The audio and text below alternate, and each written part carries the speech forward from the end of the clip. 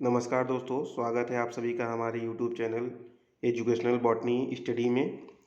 कल दोस्तों मैंने आप लोगों को सेल के बारे में बताया था, सेल की साइज बताई थी, सेल थ्योरी बताया था। उसके बाद मैंने आपको प्रोकैरियोटिक सेल, यूकैरियोटिक सेल दोनों की डिफिनीशन बताई थी।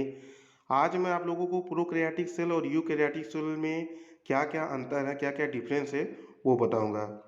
वीडियो शुरू करने से पहले मैं आप लोगों से कहना चाहूँगा, अगर आप लोग चैनल पर पहली बार आए हैं तो चैनल को लाइक करें, सब्सक्राइब करें, शेयर करें, ताकि उन बच्चों को भी फ़ायदा हो जाए जो 10th में या 12th में पढ़ाई कर रहे हैं और बॉटनी उन्हें समझ में नहीं आ रही है, ताकि वो हमारे चैनल से जुड़ें और बॉटनी पढ़ें अच्छे से। ठीक है, चलिए वीडियो शुरू करते हैं। देखिए, मैंने आपके सामने एक स्लाइड लगाई है प्रोकैरियोटिक सेल स्ट्रक्चर की। इसमें आप लोग देख रहे हैं एक बैक्टीरिया का मैंने सेल लिया हुआ है। उसका अध्ययन जब किया गया है तो इसमें आप लोग देखेंगे कि एक बाहरी आवरण, मोटी सी बाहरी आवरण ये है। इसको बोलते हैं कैप्सूल। क्या बोलते हैं? कैप्सूल।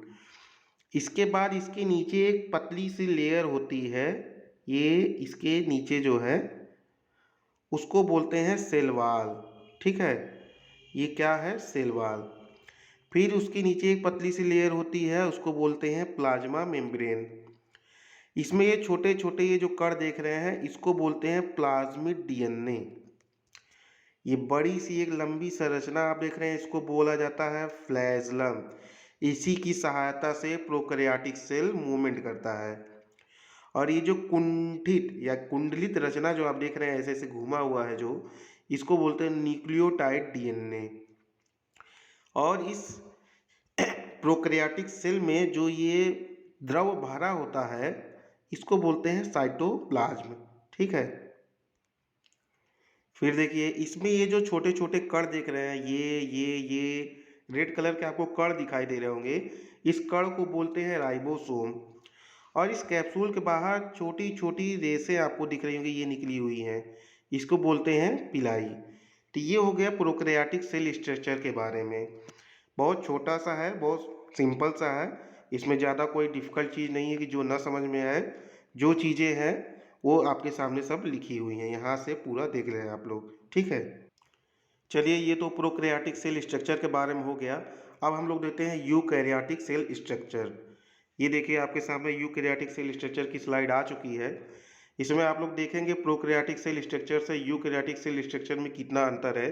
ये थोड़ा उस स्ट्रक्चर से इसमें जो मटेरियल है इसमें थोड़े ज़्यादा हैं।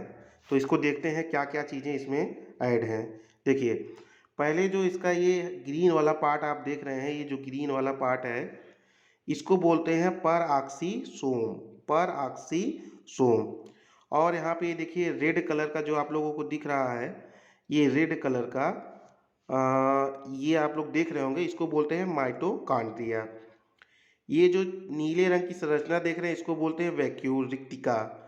और इधर जो आप लोग देख रहे हैं छोटी छोटी जो संरचनाएं ये बनी हुई हैं इसको बोलते हैं गोल्जी ऑपरेटस या गोल्जी बॉडीज।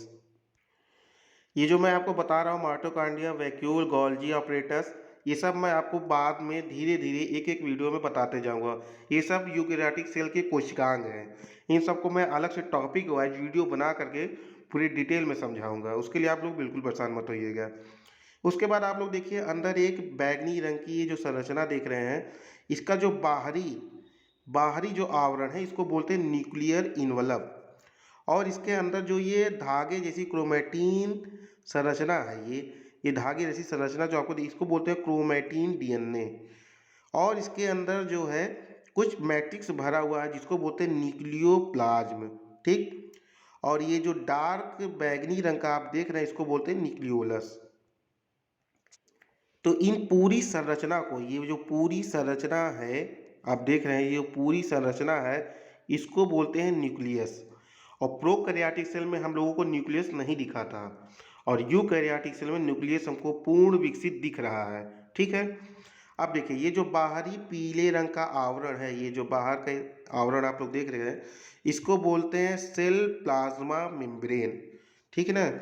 उसके बाद देखिए यहाँ पे आपको इसके ऊपर छोटी छोटी छोटी छोटी कणिकाएं दिख रही हैं, इसको बोलते हैं राइबोसोम। ठीक। फिर देखिए यहाँ पे आपको दिख रहा होगा इंटरमीडिएट फिलामेंट्स, और इसके अंदर जो मैट्रिक्स भरा हुआ है इसको बोलते हैं साइटोप्लाज्म। ये छोटी छोटी जो ये धाराएं आप लोग देख रहे हैं, इसमें छोटी छोटी ये ट्यूब की समान संरचना दिखाई दी, इसको बोलते हैं माइक्रोट्यूब्यूल्स। ये गोले गोले जो संरचना है इसको बोलते हैं लाइसोसोम। इधर जो हरे रंग की जो संरचना आपको दिखाई दे इसको बोलते हैं माइक्रोफिलामेंट। अब देखिए यहाँ एक जरूरी चीज आ गई है, इंडोप्लाज्मिक रेटिकुलम। इसमें इंडोप्लाज्मिक रेटिकुलम दो तरीके का होता है। एक तो देख रहे हैं आप लोग कि एक स्मूथ इंडोप्लाज्मिक रेटिकुलम है और एक रफ इंडोप्लाज्मिक रेटिकुलम। अब देखिए स्मूथ और रफ, इन दोनों में अंतर क्या है। स्मूथ का मतलब होता है बिल्कुल साफ, जिस पर किसी भी तरीके की अन्य संरचना ना हो। इंडोप्लाज्मिक रेटिकुलम पे आप देख रहे हैं कि इसमें कोई भी छोटी छोटी संरचना नहीं है। आप लोग देख रहे हैं यहाँ पे कोई भी ऐसी सी संरचना नहीं है, इसीलिए इसको बोला गया smooth endoplasmic reticulum. Rough endoplasmic reticulum का मतलब क्या होगा, इसमें जो है ये छोटी छोटी कणिकाएं हैं। ये कणिकाएं कौन सी है, ये राइबोसोम की। देख रहे हैं ना, राइबोसोम नीचे फैला हुआ है और राइबोसोम इसके ऊपर भी लगा हुआ है। तो ये जो राइबोसोम इसके ऊपर लगा हुआ है, इसी राइबोसोम के लगने के कारण इसका नाम रफ इंडोप्लाज्मिक रेटिकुलम होगा और इसका नाम स्मूथ इंडोप्लाज्मिक रेटिकुलम हो गया है। ठीक है, चलिए ये तो मैंने यूकैरियोटिक सेल और प्रोकैरियोटिक सेल दोनों के बारे में स्ट्रक्चर के हिसाब से आप लोगों को डिस्कस कर दिया, सारा बता दिया। अब मैं इसको पॉइंट वाइज आप लोगों को बताता हूँ। पॉइंट वाइज मैंने इसके बारे में लिखा हुआ है। पॉइंट वाइज क्या क्या इसके अंतर होते हैं वो मैं आपको स्लाइड के माध्यम से बताने का प्रयास करता हूँ।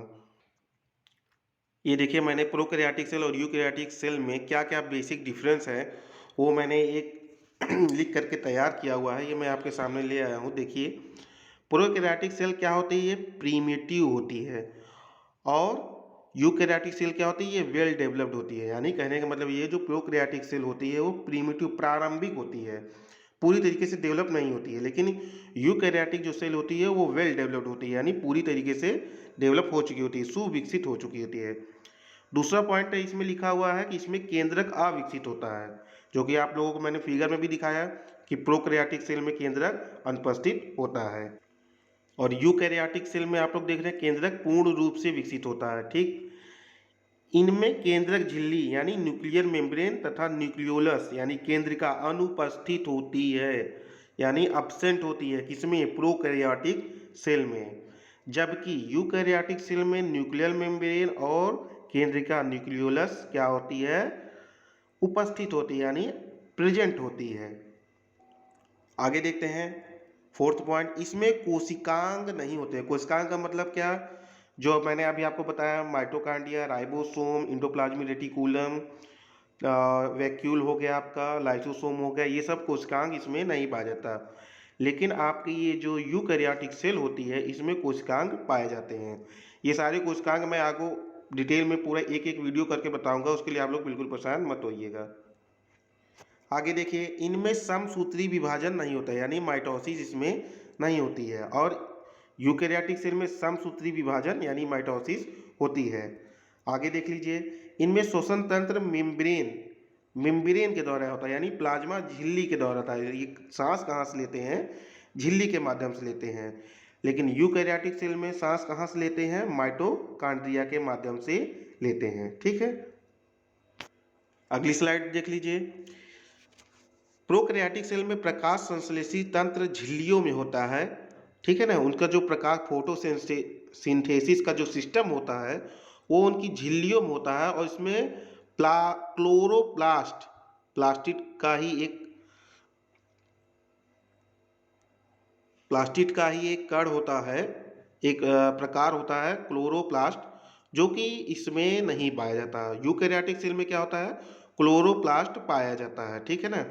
आगे देखिए, इसमें राइबोसोम 70S प्रकार का होता है, किसमें, प्रोकैरियोटिक में। यूकैरियोटिक में 80S प्रकार का राइबोसोम होता है।